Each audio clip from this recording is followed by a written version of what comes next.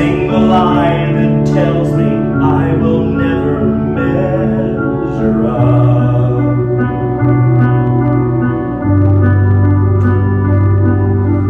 Am I more than just the sum of every high and every low? Remind me once again just who I am, for I need to know. Ooh, you say I am loved when I can't feel a thing. You say I am strong and I think I am weak. You say I am held and I am falling short. When I don't belong, oh, you say I'm yours. And I believe, oh, I believe what you say of me. I believe the only thing that matters now is everything you think of me.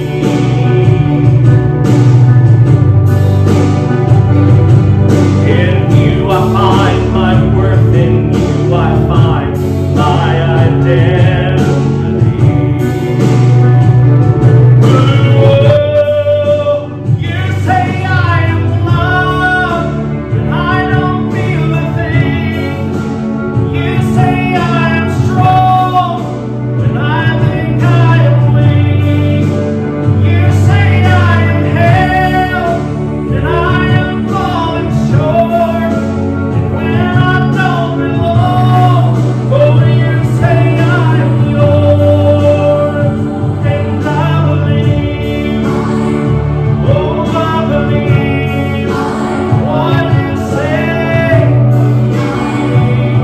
I believe.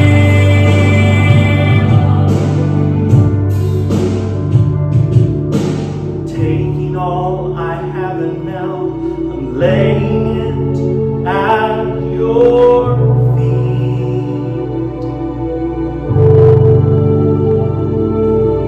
You'll have every failure, God. You'll have every victory. Ooh, you say I am loved and I can feel a thing.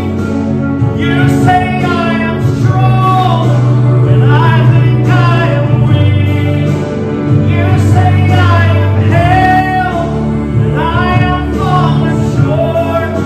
And when I don't belong, oh, you say I am yours.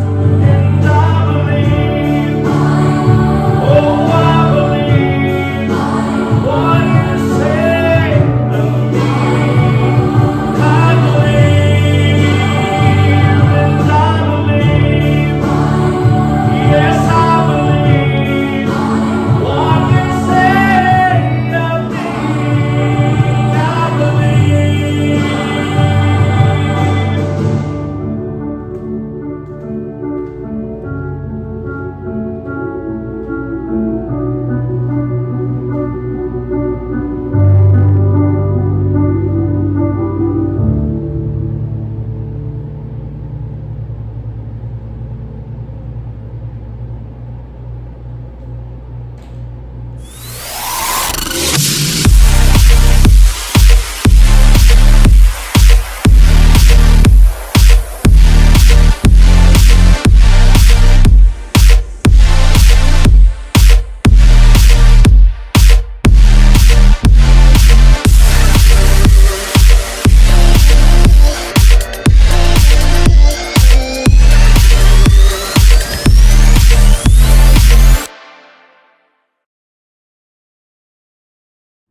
Oh, good evening, and welcome to week 2 of the new sermon series entitled Distracted. Pastor Billy spoke last week about distractions. We see there's so many different ways we can be distracted in life. What I want to be talking about tonight is the distraction of feeling inadequate. And we all know that probably everyone at some point in time has had that feeling of insecurity. You know, whether it be just feeling not important, or not good enough, we're not tall enough. There's always some sort of distraction in life. Some people feel that, you know, they just have a less than portrayal of themselves. They feel like maybe somehow that life has passed them by. One of the most common things that cause these feelings of inadequacy is our appearance. You know, especially you go through your teenage years when you start worrying about how you look. You want to be attractive. You know, the ladies, you know, they're worried about that pimple on their face, and they all spend money on makeup. You know, whatever it is to disguise what they feel makes them less than. We're distracted sometimes because maybe we're too short, we're too fat, we're too poor, or we're just plain unpopular. Psychologists have made millions just trying to correct these core issues with people over the years.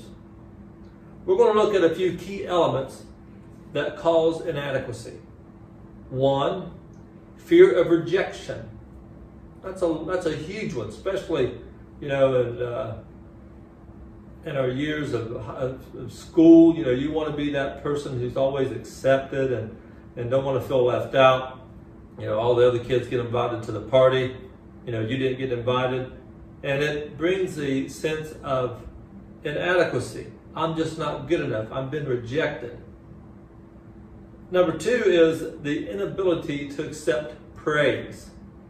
I didn't deserve that praise. This person said that about me, but I really didn't deserve it, because you feel inadequate. Number three is feelings of powerlessness. And it's that feeling that you cannot control the situation. And then there's one that we often don't think about when we think about feeling inadequate. It is the inclination to conform to those around you or to succumb to peer pressure. I've seen people like that, not just in childhood, but also in adulthood. They are always the follower. They were always looking for acceptance through obedience. I'll do what you want me to, then maybe you'll accept me. This brings us to the story at hand tonight. So if you have your Bibles, turn to Luke chapter 19 and I'll begin reading.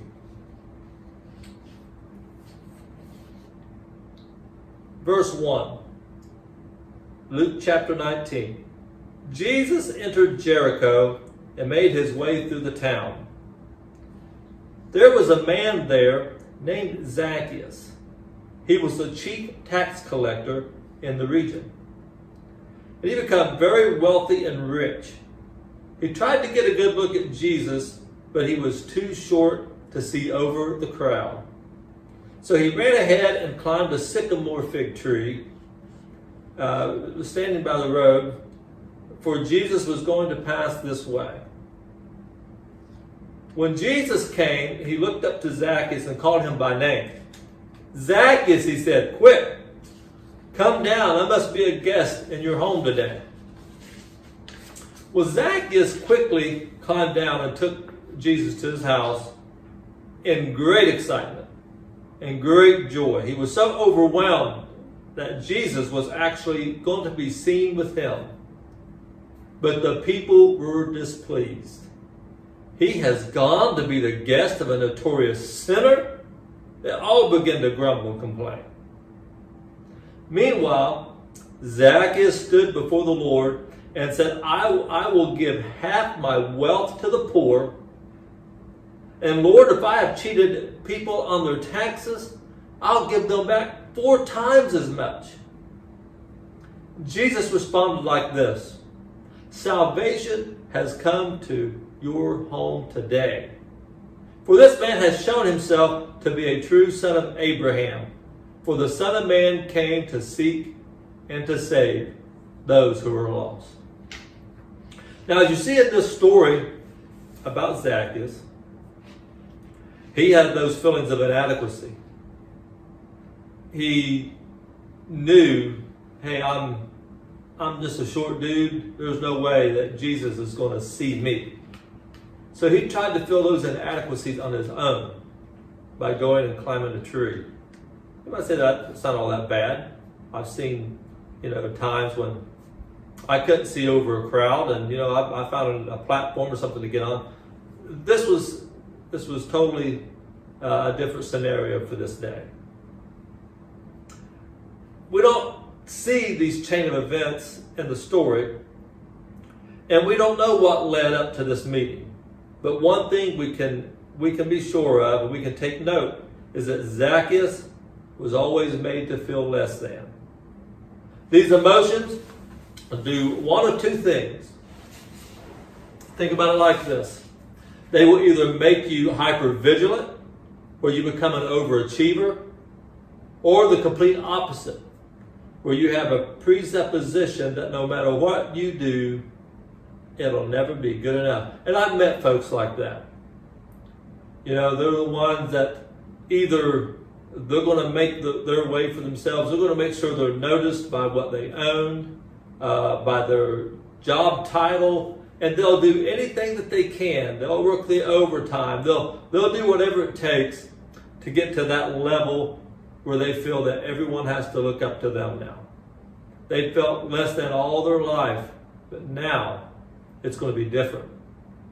I'm sure you know someone like that. Maybe yourself, wherever you're at tonight, will think, wow, that's me. I fit into this story. Every one of us fits into this story somewhere. Because we're either that person who feels like, you know what? No matter what I do, I will never measure up. So you just don't try. This wasn't the case with Zacchaeus. We see he was willing to give up a lot just to be accepted. Just to feel like, you know what? I finally got the upper hand over all my friends, so-called friends that I grew up with. So let's unpack this a little bit. We have Zacchaeus, who's become an outcast from the Jewish community because he worked for the Roman government. And then we have Jesus. Zacchaeus had what some call little man syndrome. He was short. I'm sure he was picked on his whole life. And he allowed what people would say about him affect who he became. He had an appearance problem. He also suffered from rejection. He wasn't getting invited over for Sunday dinners. It just wasn't happening. I'm sure he heard his fair share of others' opinion of himself. He began to think, I can't do anything about the size of my body, but I can earn respect through my wealth.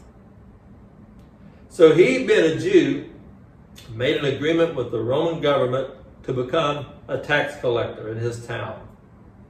This meant becoming a traitor to his people and forfeiting his religious upbringing to satisfy Rome. There again, the feelings of inadequacy. Then we have the complete opposite in Jesus. He knew exactly who he was. Even when he was at his lowest, and Satan tried to make him or tried to get him to bow down, Jesus knew the king just doesn't bow. He knew who he was. Jesus was never distracted by Satan or his surroundings. He never gave in to peer pressure. If Jesus would have, he would have never went to Zacchaeus' home. You see, it was unheard of for a Jewish leader or teacher to spend time with a defector, or sinner as they call them.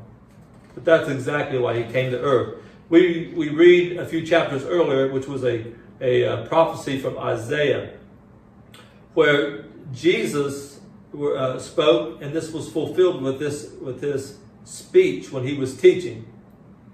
He says like this, I've come to bring good news to the poor, to release those in captivity and set the oppressed free. In other words, what he was saying there, I came for people just like Zacchaeus. He came for people just like me and you. No matter what our position in life, Jesus came to set you and I free of anything around that distracts us from him. Now, I believe Zacchaeus heard all these things about Jesus. His focus began to change. He heard that Jesus was coming to town and he wanted to meet him. You know, maybe you've heard about Jesus and you just wonder to yourself, what would it be like to really have a connection with him? Well, that's where Zacchaeus was.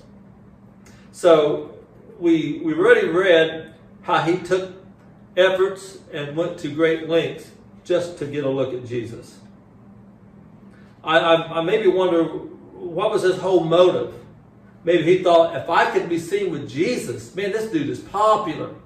Crowds, thousands go out to meet him. If I could be seen with Jesus, maybe, some of that will rub off on me. People will begin to like me. I'll rub shoulders with Jesus. Wow, maybe I'll finally get noticed. Maybe my people will actually care about me. Don't know all of the reasoning why, but I will say this. He made a great effort just to see Jesus.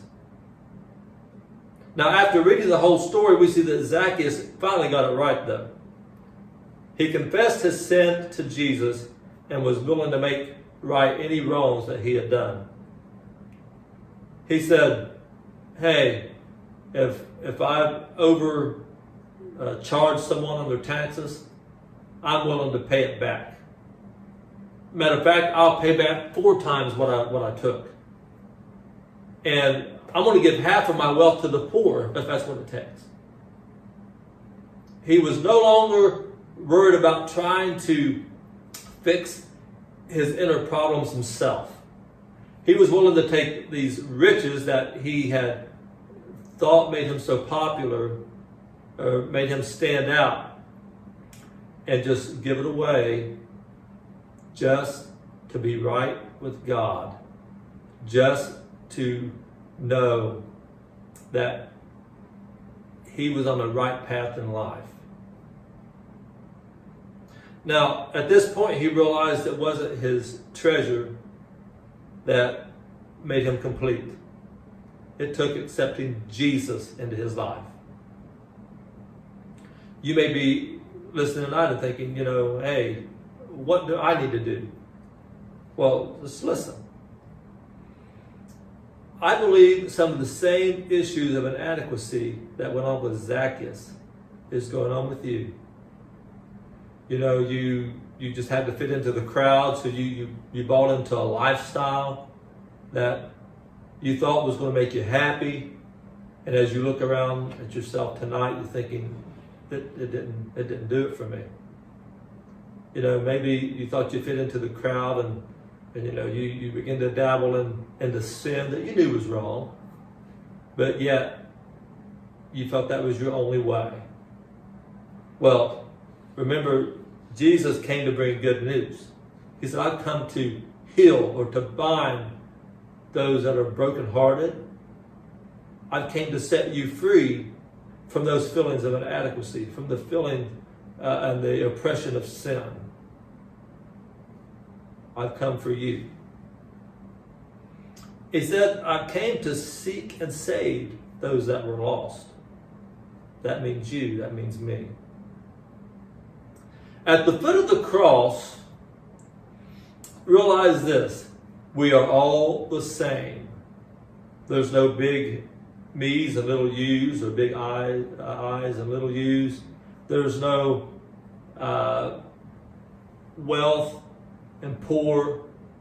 He said we're all the same at the foot of the cross. In other words, when Jesus looks at us, he sees a soul in search of him. And that's all that really matters. When we come to the cross of Calvary, we come just as we are. And that's where Jesus finds us and accepts us. When Zacchaeus met Jesus, though, it didn't matter what anyone else thought of him. It just mattered what Jesus thought. And that's the place that we need to get to. It doesn't mean that, no matter what type of family you came from, no matter what your background, no matter what their religion was, when we get to the place where we can just lay that down and say it doesn't matter anymore. All that matters is what God thinks of me. You're in a good place.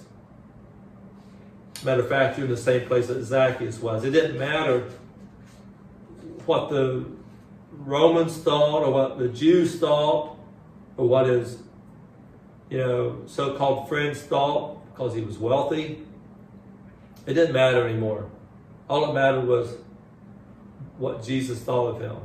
Well, I can just imagine the excitement, the overwhelming joy that he felt when Jesus came to his house. Much like when I got saved, it was the joy was just unspeakable. It was so exciting that the God of glory, the master of the universe, cares that much for me, and he cares the same for you. Here's a few things that I'd like to remind you of what God thinks of you.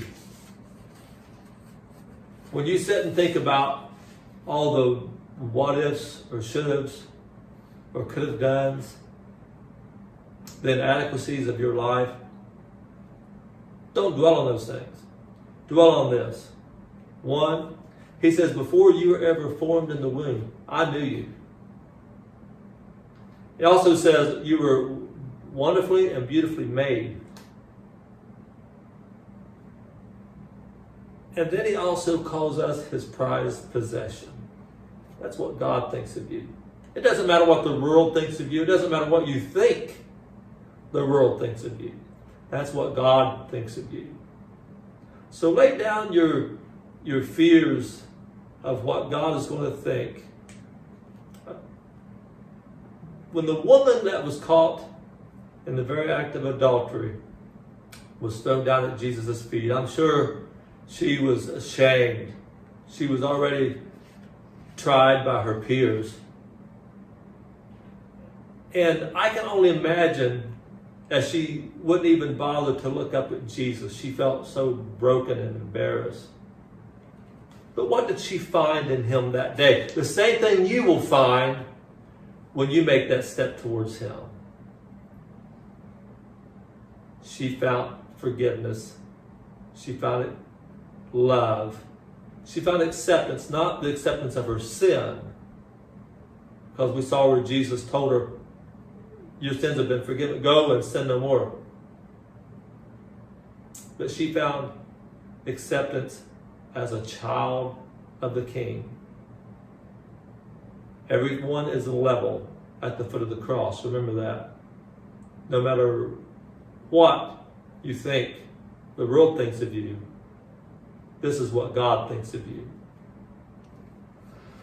So in closing tonight, don't let the enemy discourage you or make you doubt the truth of your worth. The King of Glory died on a cross just so he could have a relationship with you. So as we close tonight, I pray that if you want to be like Zacchaeus and you want to make your next steps to Jesus, reach out to Pastor Billy or myself.